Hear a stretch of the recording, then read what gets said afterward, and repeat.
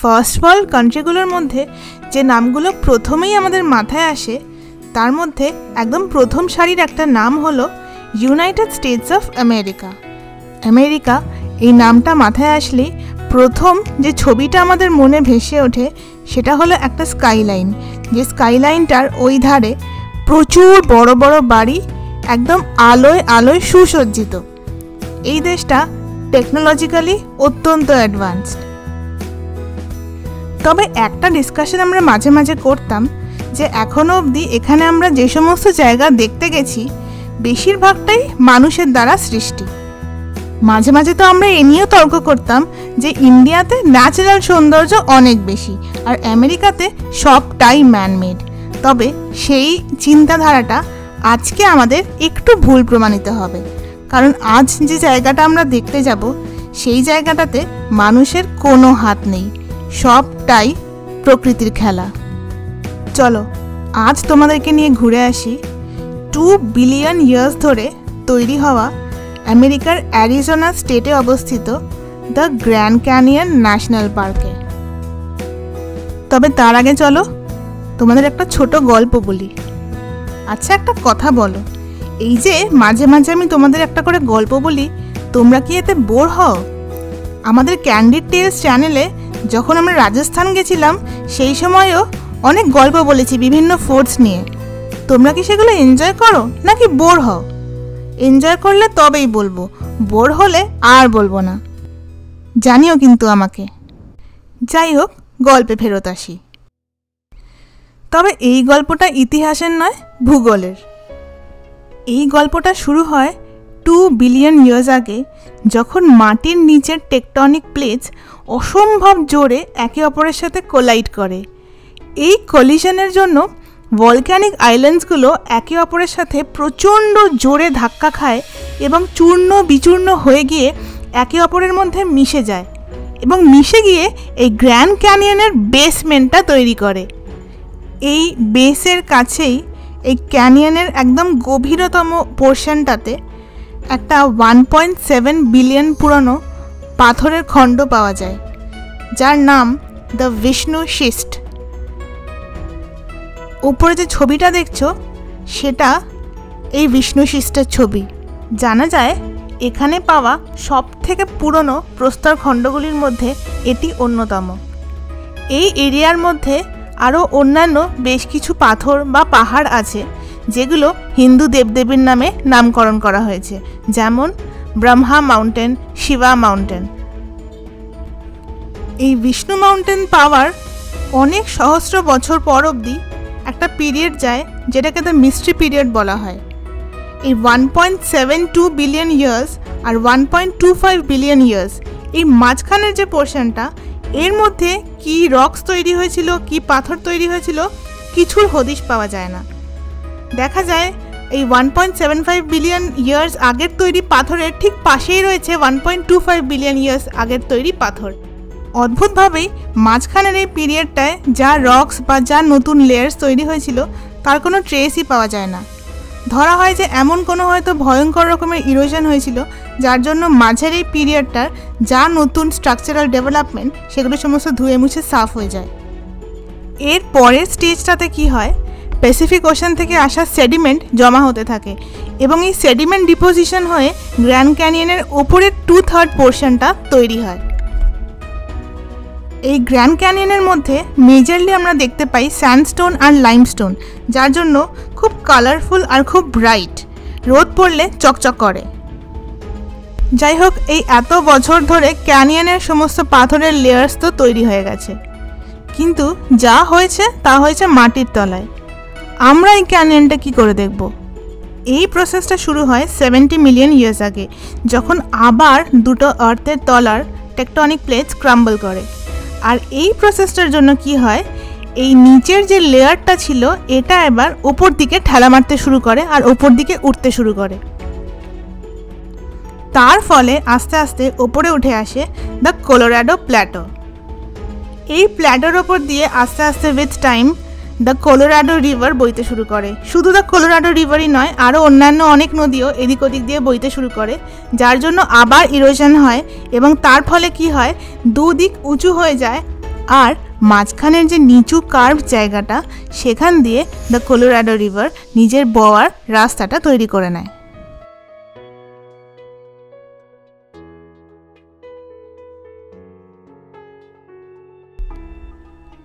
অনেক গল্প বললাম, এবার চলো তোমাদের সাথে করে নিয়ে আমরা দেখে আসি দ্য গ্র্যান্ড ক্যানিয়ন।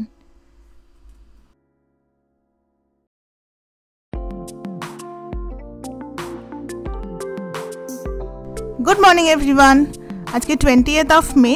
আমরা এখন লাস ভেগাসে। এখন বাজে সকাল 6:45। আমরা চলে এসেছি আমাদের বাস ধরতে। এই বাসটা করেই আজকে সারাদিন আমরা ঘুরবো। এই বাসটা আমাদের নিয়ে যাবে প্রথমে গ্র্যান্ড ক্যানিয়ন, তারপর অ্যান্টিলোপস, আর লাস্টে হর্সশু বেন্ড দেখাতে। সারা দিনের ট্যুর, প্রায় 16 ঘন্টার ট্যুর আজকে। মাঝখানে 2 কি 3টে ব্রেক ওরা দেবে, 2-3টে ওয়াশরুম ব্রেক দেবে, আর এছাড়া ব্রেকফাস্ট লাঞ্চের জন্য ব্রেক দেবে। ডিনারটা আমরা ফিরেই করব। আর আরেকটা কাজ আছে আমাদের ফিরে, সেটা হলো আমাদের নতুন হোটেলে আজকে চেক ইন করতে হবে। তাই লাগেজ আমরা সাথে করে নিয়েই এসেছি। বাসের যে লাগেজ স্টোর করার জায়গা, সেখানে আমাদের সুটকেসটা রাখা রয়েছে। আর সারাদিন ঘোরার পর আমরা বাস থেকে যখন নামবো তখন গিয়ে নতুন হোটেলে চেক ইন করবো। লাস ভেগাস নেভাডা বলে স্টেটটাতে অবস্থিত। আর আমরা যেখানে যাব, মানে গ্র্যান্ড ক্যানিয়ন, অ্যান্টিলোপস, এগুলো অ্যারিজোনাতে। মাঝখানে আমরা আরেকটা স্টেট ক্রস করব, যার নাম হলো ইউটা। এবার এই অ্যারিজোনা আর ইউটা এই দুটো ডিফারেন্ট টাইম জোন। আবার অ্যারিজোনা আর লাস ভেগাস সেম টাইম জোনে। তার ফলে যেটা হচ্ছে, এখন টাইমটা বারবার 1 ঘন্টা এগোচ্ছে পিছোচ্ছে। টাইম ডিফারেন্সটা 1 ঘন্টার। হঠাৎ করে একবার দেখছি সকাল 9টা বাজে, তারপরেই দেখছি না 8টা বাজে। তবে এই রাস্তাটার অনেকটাই আমি ঘুমিয়ে কাটাচ্ছি, কারণ কাল রাতে যা হয়েছে আমাদের সাথে, আমরা প্রচণ্ড টায়ার্ড। মোটামুটি 1 থেকে 2 ঘন্টা আমরা ঘুমিয়েছি। তাই রাস্তায় না ঘুমোলে ওখানে গিয়ে ভালো করে এনজয় করতে পারবো না। আর এই দেখো গ্র্যান্ড ক্যানিয়নের যে স্ট্রাকচারগুলো, সেগুলো অলরেডি আমরা দেখতে পাচ্ছি। দেখেছি এখন 3টে লেয়ার অফ রকস আমরা দেখতে পাচ্ছি। কি সুন্দর কালার ডিফারেন্সটা বোঝা যাচ্ছে এখানে।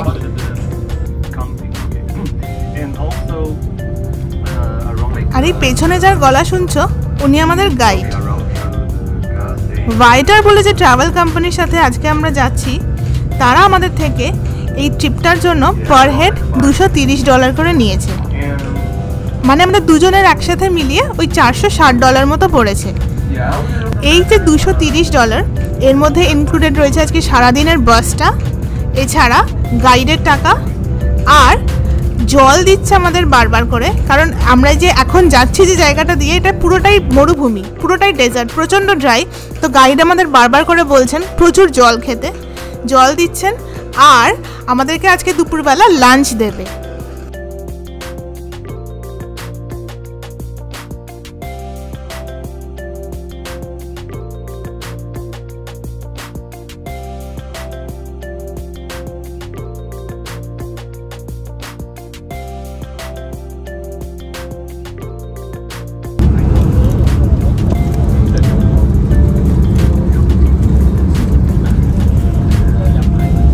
Later when we through the Grand Canyon Bridge, we will be see the second largest dam of the United States. We call the Grand Dam.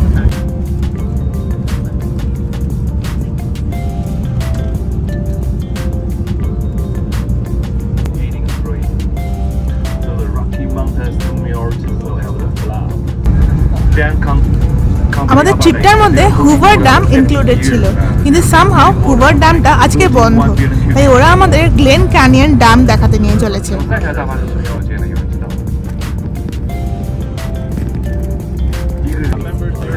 আমরা এখন দেখতে যাচ্ছি the Glenn canyon.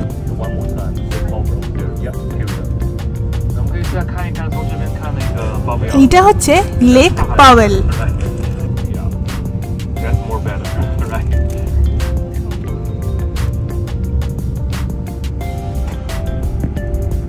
Covering with left hand side, and right side you can see the Colorado River and the Grand Canyon. It's not a Grand Canyon, okay? The Grand Canyon is after the Lake Mead and before the Page is 13 miles. that we call the Grand Canyon, over 277 miles long, course 18 miles and over 1 mile deep.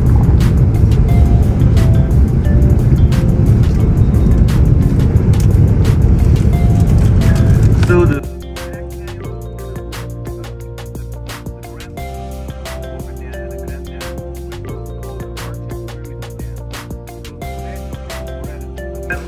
এইটা হচ্ছে Glenn canyon.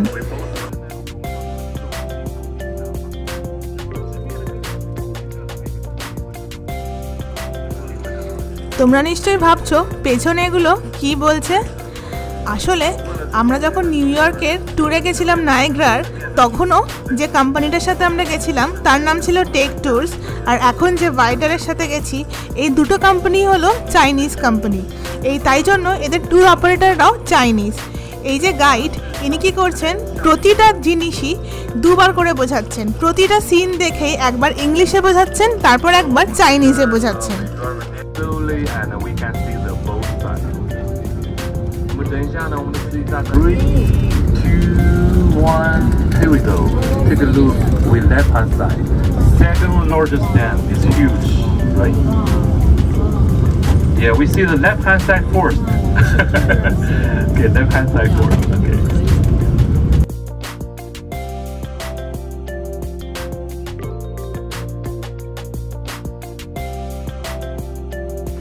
এটা হচ্ছে Grand Canyon এরিয়ার second largest dam, Glen Canyon dam.